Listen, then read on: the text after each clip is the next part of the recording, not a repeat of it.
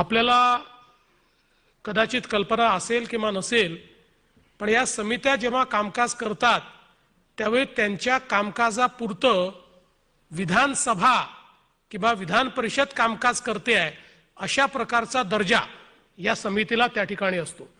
त्यामुळे या समित्यांना तिथे कामकाज करत असताना एक प्रकारे विशेष अधिकार प्राप्त आहेत। या समितीच्या कामाचं सगळं जे काही अहवाल आहे तो अहवाल ठेवला जातो। याचे रोजचे प्रोसिडिंग्स जे आहेत ते प्रोसिडिंग्स लिहिले जातात।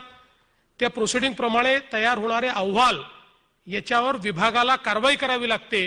हे अहवाल विधानमंडळामध्ये त्या ठिकाणी प्रस्तुत होतात आणि म्हणूनच प्रत्येक समिती एक मिनी विधानमंडळ आहे। विधानमंडळाचं सूक्ष्म रूप म्हणून या समित्यांकडे पाहिलं जातं आणि म्हणून पहिल्यांदा तर आपण हे लक्षात घेतलं पाहिजे की समितीमध्ये काम करायची संधी मिळणं म्हणजे एक मोठी जबाबदारी ही आपल्याला या ठिकाणी प्राप्त झालेली आहे। हे आपण सगळ्यांनी लक्षात घेतलं पाहिजे।